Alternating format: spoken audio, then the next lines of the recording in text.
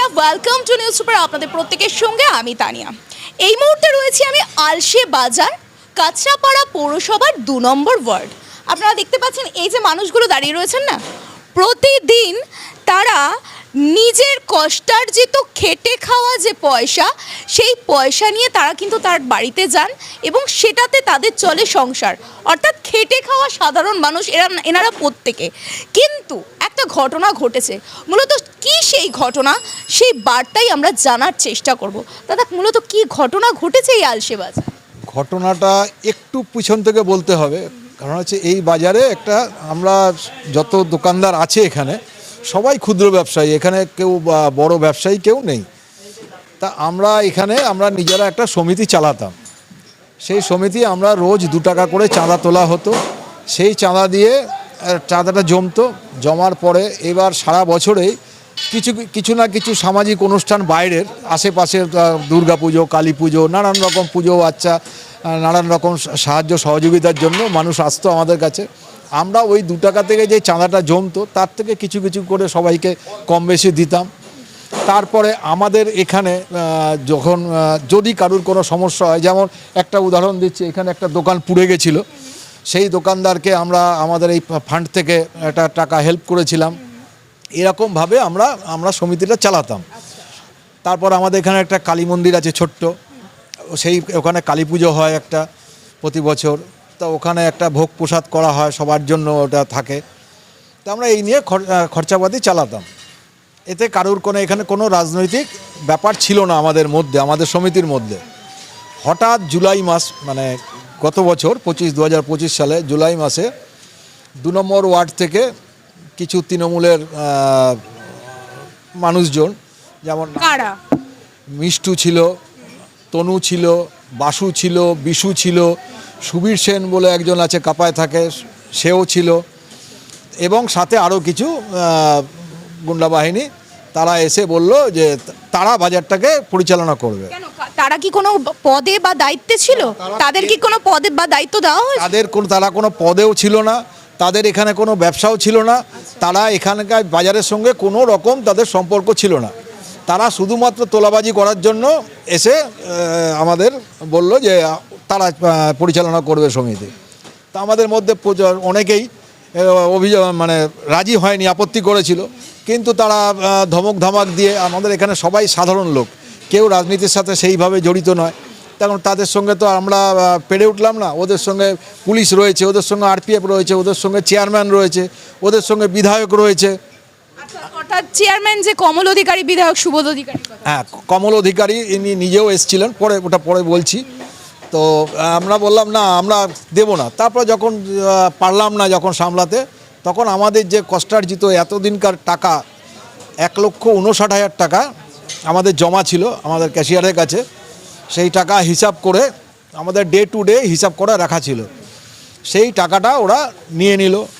নেয়ার পর বেশ কিছুদিন 2 টাকা করেই চাঁদা ছিল। তারপরে হঠাৎ বলল যে এই চাঁদা 2 টাকায় হবে না, 5 টাকা করে দিতে হবে রোজ। তা আমরা বললাম এত টাকা দিয়ে হবে কি, এত টাকা তো প্রয়োজন নেই, আর সবার পক্ষে 5 টাকা করে দেওয়া সম্ভবও নয়। তো না, দিতে হবে। টাকা দিয়ে হবেটা কি? বললাম আমরা উন্নয়ন করব বাজারে। তা এখন অবধি তো আমরা কোনো উন্নয়ন চোখে পড়লো না আমাদের। এতগুলো ওই যে ব্যালেন্স টাকাটা ছিল সেটা নিয়ে গেল। তারপরে এই যে জুলাই মাস থেকে এই 3 তারিখ অবধি 5 টাকা করে তুলেছে সবার থেকে। 4 তারিখ থেকে আর তোলার লোক নেই। 4 তারিখ তো পালিয়ে গেছে। যাই হোক, তা এখন অবধি উন্নয়ন করা হয়নি। তারপরে কমল অধিকারীকে নিয়ে আসলো একদিন। কমল অধিকারীকে আমরা প্রশ্ন করেছিলাম, তাহলে এই যে টাকাগুলো হচ্ছে, এই টাকাগুলো হচ্ছে কি? তাই এরা তো আগে বলেছিল আমরা চেয়ারম্যানের কাছে টাকা দিচ্ছি, চেয়ারম্যান জানে, চেয়ারম্যান সমস্তটাই জানে, যা কথা বলা চেয়ারম্যানের সঙ্গে বলবেন। তা আমরা চেয়ারম্যানকে প্রশ্ন করেছিলাম, তা চেয়ারম্যান বলছে উন্নয়ন হয়, বাজারে উন্নয়ন হবে। আমরা এই বাজারে কি উন্নয়ন হবে? মিউনিসিপ্যালিটি থেকে তো তাহলে কিছু আমাদের পরিষেবা দেওয়া হোক। তা সে এখন অবধি আমরা পাইনি, কোনো পরিষেবাই আমরা পাইনি। তো আমরা তো কিছু করার নেই, আমরা চুপচাপ দিয়ে গেছি, কারণ আমাদের উপায় ছিল না এদের বিরুদ্ধে কথা বলা। কারণ আশেপাশে আমরা দেখছি এই রেলওয়ে কোয়ার্টারগুলো, এই 2 নম্বর ওয়ার্ডে আমরা দেখেছি এই তনু, মিষ্টু, এরা বাসু, বিশু, এরা সব কোয়ার্টারগুলোতে বাইরের লোক নিয়ে এসে ঢুকিয়ে দিলে কোয়ার্টারগুলো যাবেন, এলাকার লোক আপনি হয়তো 10% পাবেন। আর কি আমাদের কাছে খবর আছে কোয়ার্টারের মধ্যে বার ড্যান্সারদেরও রাখা হয় এই হোটেল লাগ। হ্যাঁ, বার ড্যান্সারও আছে কিছু, এবং আমরা কিছু দেখেছি বাইরের লোক, বহিরাগত লোক এসে এখানে থাকছে। তারা এখানকার ভোটারও নয়, তারা এখানকার ভোটারও নয়, তাদের এখানকার আধার কার্ডও নেই। এরা এই কাজটা করছে সমস্ত। মিষ্টু, এই যে এলাকায় কোয়ার্টার, আপনাদের রেলওয়ে কোয়ার্টার, এই যে কোয়ার্টারে বহিরাগত লোকজনদের যে রাখতো তার বিনিময়ে কি তারা টাকা নিত? প্রচুর টাকা নিত, 50,000 60,000, কারুর কাছ থেকে শুনেছি 1 লাখ 1.5 লাখ টাকাও নিয়েছে কারুর থেকে। এটা সবটাই শোনা কথা, আমাদের হাতে কোনো প্রমাণ নেই, আমাদের সামনে কেউ টাকা দেয়নি, এগুলো সবটাই শোনা কথা। এই 3 নম্বর ওয়ার্ডে বনি, সে ওই কোয়ার্টারগুলো ওই একই কেস। এই যে রাস্তার উপর যে দোকানগুলো আছে তার থেকে চাঁদা তোলা, সেই চাঁদার কোনো হিসাব নেই, কেউ কাউকে বলতে, এরা কেউ মানে কাউকে হিসাবও দেয়নি, টাকাগুলো সম্পূর্ণ তছরূপ করেছে, নিজেদের কাজে লাগিয়েছে। তা আমরা গতকাল প্রশাসনের কাছে গেছিলাম, আমরা থানায় একটা কমপ্লেন লজ করেছি। এবার প্রশাসন থেকে আমাদের আশ্বাস দিয়েছে যে, আমরা এর আগে বিধায়ককে জানিয়েছিলাম যে, বর্তমান যে বিধায়ক সুদীপ্ত দাসের কথা, ওনাকে জানিয়েছিলাম, উনি বলেছিলেন, এবং বাজারে সবার একটা ক্ষোভ রয়েছে, এটা কোনো ঘটনা ঘটে যেতে পারে, কারণ এই বাজারে দুজন আছে যারা কালেকশন করতো, মানে এই টাকাটা রোজ তুলতো। তা আমরা সবাই মিলে ঠিক করেছি না, এদের উপর কোনো কিছু করা হবে না, কারণ এদের তো খুব একটা দোষ নেই, এরা কালেকশনটা করে ওই তনু মিষ্টুর হাতে তুলে দিত। তনু মিষ্টি এবার কাকে দিত না দিত সেটা আমরা জানি না, তো সেটা আমাদের জানায়ও নি, খালি বলেছে যা জানে চেয়ারম্যান জানে, কমল অধিকারী জানে। তা কমল অধিকারী তো আমাদের বলেনি আর টাকাগুলো দিয়ে কি করছে, এখানে টাকায় 25% 75% হচ্ছে কিনা আমরা জানি না। তো এখন যেটা ওদের নিয়ম আছে সেই সব করে চালিয়েছে এতদিন। তারপরে প্রশাসন কালকে আমাদের বলার পরে আজকে থানা থেকে তদন্তে এসছিল, আজকে তদন্ত করে গেছেন। এখন ওনারা বললেন যে তদন্ত করে ওনারা বুঝেছেন যে না, ঘটনাটা সত্যি হয়েছে। আশেপাশে বাজারের লোক, আশেপাশের লোকজনের থেকেও ওরা পুলিশ জিজ্ঞেস করেছে, করার পর বলেছে ওটাকে কেসে ট্রান্সফার করবে। তা এখন এই আশায় আমরা বসে আছি। আমরা এদের এই যে টাকাটা আমাদের সবার টাকা, এই টাকাটা আমরা ফেরত পাওয়ার জন্য প্রশাসনের কাছে গেছি। এখন আমরা আশাবাদী প্রশাসন যদি আমাদের সহযোগিতা করে। দাদা, বিধায়ককে তো জানিয়েছেন, বিধায়কের কাছ থেকে আপনারা কি জানতে পারেন? বিধায়ক আমাদের বলেছেন যে কোনো রকম অশান্তি করা যাবে না, পরবর্তীকালে আপনারা এই প্রশাসনিক কাজটা করুন, তারপরে উনি দেখবেন ব্যাপারটা। আমার নাম কেজি বোস।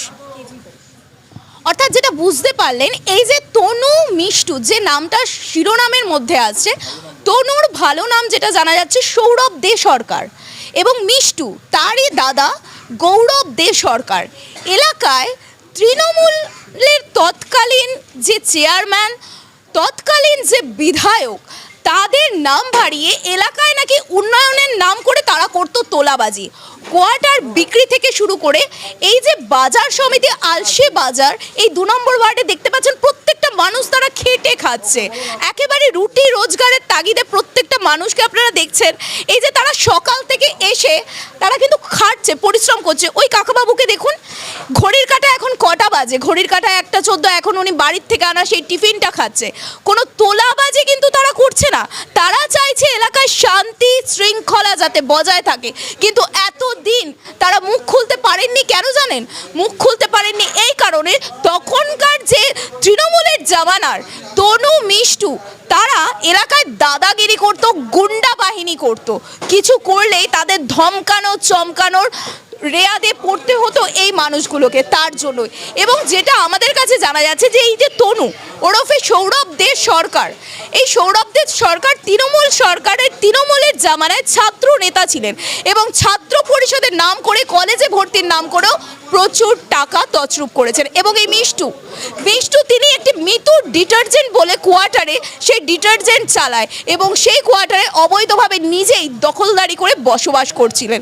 কিন্তু বর্তমানে প্রত্যেকেই এলাকা থেকে পলাতক, এবং এই মানুষগুলো, এই সাধারণ মানুষগুলোর একটাই দাবি, বর্তমান বিধায়কের কাছ থেকে তারা এই আশ্বাস পেয়েছেন যে এলাকায় কোনো শান্তি শৃঙ্খলা যেন বিঘ্নিত না হয়, এলাকার শান্তি শৃঙ্খলা যাতে বজায় থাকে। এবং প্রশাসনের কাছ থেকে তাদের একটাই দাবি, তাদের যে প্রাপ্য টাকা, যে পাওনা টাকা, এই প্রত্যেকটা মানুষের, খেটে খাওয়া মানুষের যে রুটি রোজগারের তিল তিল করে যে টাকা, সেই টাকাটা তারা যেন ফিরে পায় যথাসময়। এটাই তাদের এই আশায় এই মানুষগুলো কিন্তু বুক বেঁধে বসে রয়েছে। ততক্ষণ চোখ রাখুন নিউজ সুপারের পর্দায়। আলশে বাজার থেকে ক্যামেরা পার্সনের সঙ্গে আমি তানিয়া। Thank you.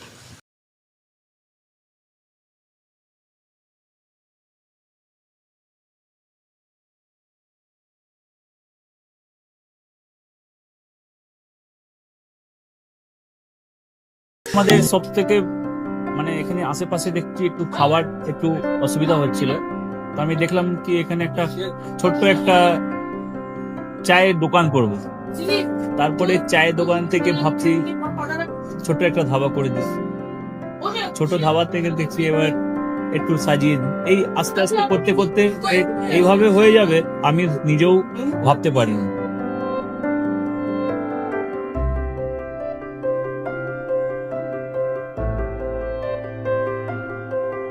ব্যবহারের জন্য আমাদের এখানে কার পার্কিং থেকে নিয়ে গেস্ট খাবার থেকে নিয়ে বাড়ি, এরকম কিছু ব্যাপার যদি থাকে তো মানুষকে বাড়িতে আমরা সার্ভিস দিতে পারবো, এইভাবেও আমরা চেষ্টা করব।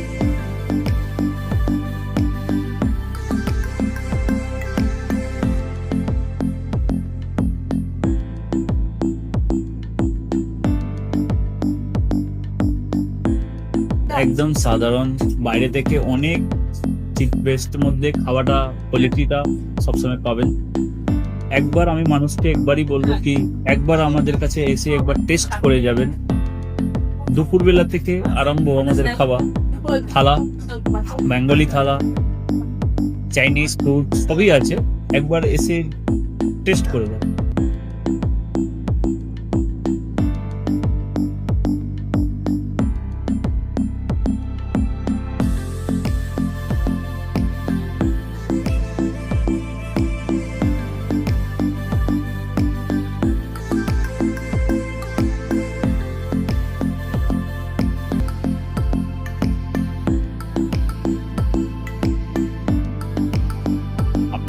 চ্যানেলের মাধ্যমে বলি একবার আসুন কেশরী ধাবাতে, দেখেন। আমার নাম রঞ্জন কেশরী।